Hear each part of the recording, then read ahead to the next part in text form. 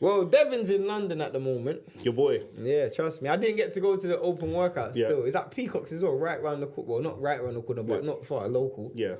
I think Devin right now on a whole, it's just a question of what next. Like, there is so much going on with Devin right now. Some people are saying I saw him take a picture of Turkey Al Sheikh. Yeah. He's in London to actually have a meeting with Turkey. I'm like, why did they have a meeting in London? Like, it's a bit weird. Turkey's doing the rounds though, bro. There's a video of him. He's just had an interview on Frotch's channel. Oh, swear. Yeah, literally went up this morning. I haven't watched the whole thing, but I was like, right, that's mad. Yeah, so like, Turkey's doing his thing. Turkey's doing his thing. But yeah, Devin, and obviously Bill Haney announced that Tunde Ajayi will be in the corner for him as well, which we can talk about whether that's a good appointment or not. Terrible. You want to start with that? Terrible. You don't. The question is, what Devin are we going to see after what happened with Ryan Garcia? What Devin comes back? Yeah, mentally, I'm seeing his interviews. Man are saying he's slurring his words. Devin's never been a great talker.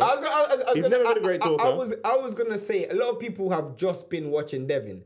Devin historically, he's never been a great talker. This is why his dad does the talking. Facts. His dad is an amazing talker. Yeah. His dad is an amazing, and what people need to understand is his dad has been talking for him since he was before he was a teenager, bro. Yeah. His dad's been talking for him. Yeah. So I think people need to understand that. Also, Devin is a person like Wilder who tries to sound articulate, but they just don't have a wide vocabulary. Yeah, he's that man from South London. Yeah. They try to speak proper, but they don't know how to. Like the South London man will hear one Akala freestyle and think, they can start using high vocabulary, bro. It's like, genuinely speaking, I've been watching Devin for years.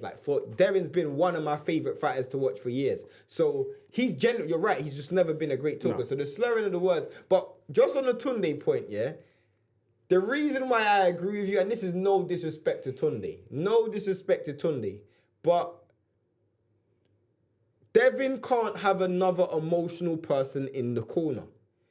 Tunde Ajayi is an I've seen multiple occasions where he's allowed the occasion and the situation to get the better of him. Most famously, the Kovalev comments where he said empty the tank because he was emotionally invested. I think another time where we saw that way he was emotionally invested was the Lyndon Arthur first fight, where obviously because Anthony Yard was emotionally unstable, he wasn't as urgent in the corner as you expected him to be, knowing that Anthony Yard was down on the cards. He was almost appeasing Anthony Yard's ego.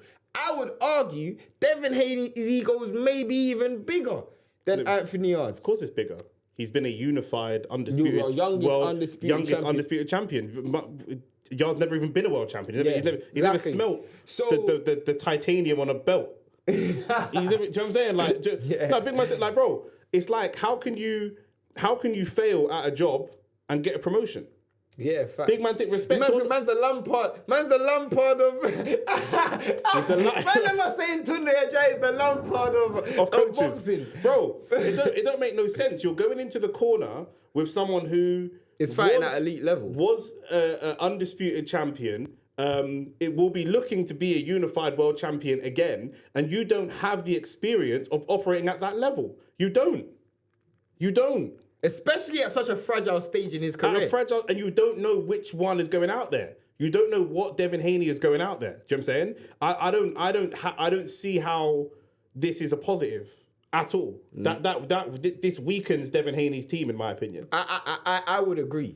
Also, you need as few voices as possible. Devin Haney is someone that, you look at what Rand said about him, the reasons a lot of people don't like him. He's trying to be this, he's trying to be that. Like you said about Arsenal in the last video, Devin Haney might come out and rather than, in fact, before the Ryan Garcia fight, he regularly does this where he's outboxing someone and then tries to go for a knockout. But you can outbox them, you don't need to go for a knockout, and then you'll lose trying to go for the knockout. Well, we done it in the Ryan fight even more. This is. That's what I'm saying. Someone like that is a nightmare for Tunde Ajayi. That's the worst matchup. Because Tunde historically has been a person to boost someone's ego. But also push for knockouts. Yeah. Consistently push for knockouts. Do you know what I'm saying? Who's the most technical fighter that Tunde's ever coached? Yard.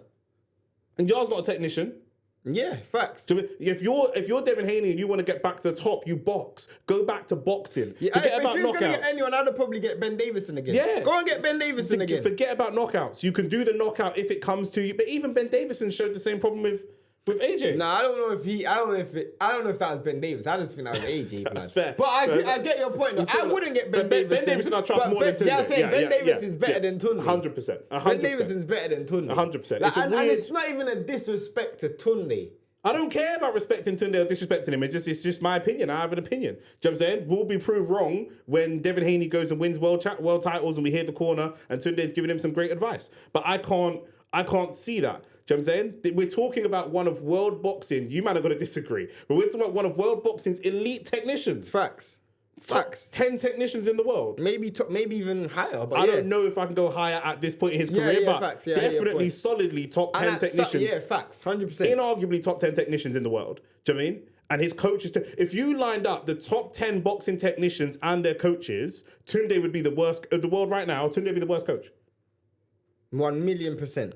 1,000,000%. Thank you. 1,000,000%. That's crazy. 1,000,000%. Do you know what I'm saying? It don't make no sense. 1,000,000. Yeah. I mean, in your opinion, obviously you've seen the whole situation with Devin, and I know you've probably seen some of the interviews. Do you feel like in a way, like mentally he's or do you just feel like he's calm, he's normal? Do you feel like he's still recovering mentally from the He's still recovering mentally. And we'll see it when he goes into the fight. A lot of people are saying that his next fight is going to be on BLK Prime or whatever. But what I really wanted to talk to you about is the whole negotiations with him and Teal. Recently, we've seen Teal come out and say he's on a slave contract with Top Rank and he's trying to buy himself out of the contract. He had a failed negotiation with Boots. He's had a failed negotiation with Devin. He's basically saying he's held to ransom under Top Rank. And then you see Devin on the other hand, who's almost in a completely opposite situation where he's completely free to pick who he's fighting, but there isn't offers on the table for him to Being fight. free as a fighter, like with all due respect, like I've worked in sports management on and off over the years, mostly football, not really boxing. Being a free agent isn't always as easy and simple as you think that it is. And the reality of the situation is athletes are egotistical people. You criticize them, they get emotional. That's just what it is.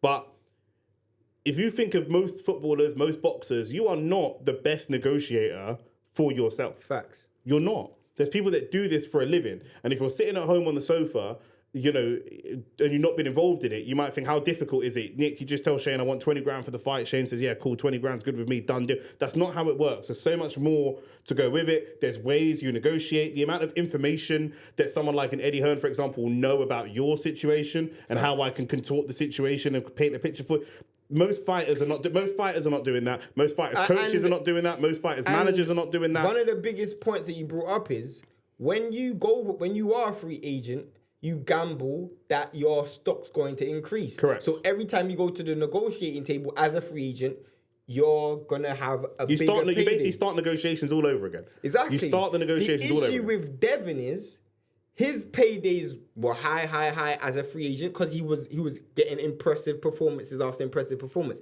Then you lose. Now you try to go back to. Now we're currently seeing. Where do you value yourself now? Where do you? Because this is the thing. If you're working with a professional can tell you you were the youngest undisputed champion in the world, but after that loss, this is where you are. You sitting on your own with your team and mostly yes men around you.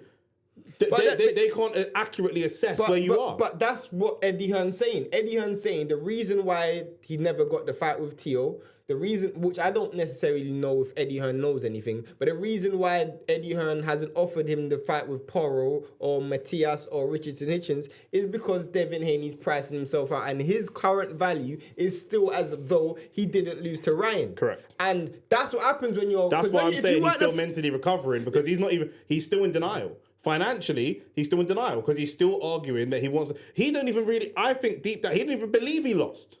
He thinks the loss don't matter, because it don't count, he was cheating. Why can't everybody in the world see that he was cheating on drugs? It don't make no sense to me. In my mind, I didn't lose. Done. Facts. And that's not the way the world perceives it. But that's the issue when you're a free agent. Because if you were under a contract and you were, let's say free fight deal at $3 million each fight, if you lose, that next fight, you still have to pay me $3 million. 100%. Do you know what I'm saying? Whereas, so I do get your point. Now, and my last question, just to summarize the video is, If you were to pick, if you're Devin Haney, or in fact, if you're Bill Haney, give me Devin Haney's next 3 fights that you want to see him have. Knowing where he is now and knowing what you want him to achieve in 2025, what would be your next 3 fights? I think the Teofimo Lopez fight is a good fight. Would that be your next fight? I think he needs 1 fight before that. That's where people are saying he might fight Adrian Broner or Tevin Farmer. Adrian Broner, horrible. Why? Like, just he's so washed. Like, it's, Yeah, like, do you know what I mean? Tevin Farmer makes more sense than Adrian Broner. I know Adrian Broner's got a bigger name, but Tevin Farmer makes more sense. Tevin Farmer, he's coming off a good performance. yeah, against there's Zepeda. more jeopardy. There's more risk. There's more jeopardy. I don't know if it's too big a risk. No, because Tevin Farmer can't crack. He's just another technical boxer. He doesn't want to fight a puncher. That's the last thing you want to fight. Yeah, I think Tevin Farmer makes sense for a first fight, and then Teofimo after that. Then who would be a lot? If he won those 2, would it be Tank or Shakur? Shakur. You wouldn't want to see him fight Tank. He needs to build up to a puncher. Teo can punch though. Not like Tank. No, of course not like Tank, but Teo can crack. That's the thing. I would just keeping him away from Tank as long as possible. Would you just age him out? Not age him out. Not like that. But like I might have Tank as like a 4th fight. Fairs. I mean, But you'd have to fight Tank. You have to go in completely confident. 100%. Completely confident. But I mean, if you were to beat a Teo and a Shakur, that's the confidence that you need. That's to what I'm go trying to into a say. Tank fight. Facts. I think that order makes the most sense. You wouldn't want him to go back into a Ryan rematch. Isn't Ryan banned? Up until May. Nah, I wouldn't. The thing is, for your argument of like he's a scumbag and the kind of PR that you're putting out and suing him and all the rest of it, you can't go into a fight with him then. Trying to sue the man for battery and then go and give him a payday. You got to get it back in blood though, innit? That's what I'm saying. For me, I would actually fight as Tevin and Teo, but my last fight would actually be Ryan instead of Shakur. I know why you say the Shakur fight, but you gotta get that Ryan back. You gotta get that Ryan fight back, bro. You gotta get that Ryan fight back. We'll have to see how he performs in the first 2 fights. I'm not sure that he can go and get it back in blood, to be honest with you. Just from a mental. You're right. Do you know what I'm saying? To overcome that. You're right. 100%. Because he's still rattled, bro. We have to see what. You know a man's Devin comes rattled back. when 3 years ago you were the youngest undisputed champion. And now Tunde Ajayi is your coach. Like that's, do you know what I mean? Like that's like what are we doing? What are we doing? No, what are we doing? No, what are we doing though? I'm being so real. That actually tells me that you might not want to be a unified champion ever. It's like, if Arsenal went and got Sean Dyche as a coach. Yeah. All right, cool. Yeah, you just have showed me your ambitions now. You sell Saka and Saliba, and then you get Dyche as a coach. Okay. Yeah, you showed me. What are we doing? Yeah, fair.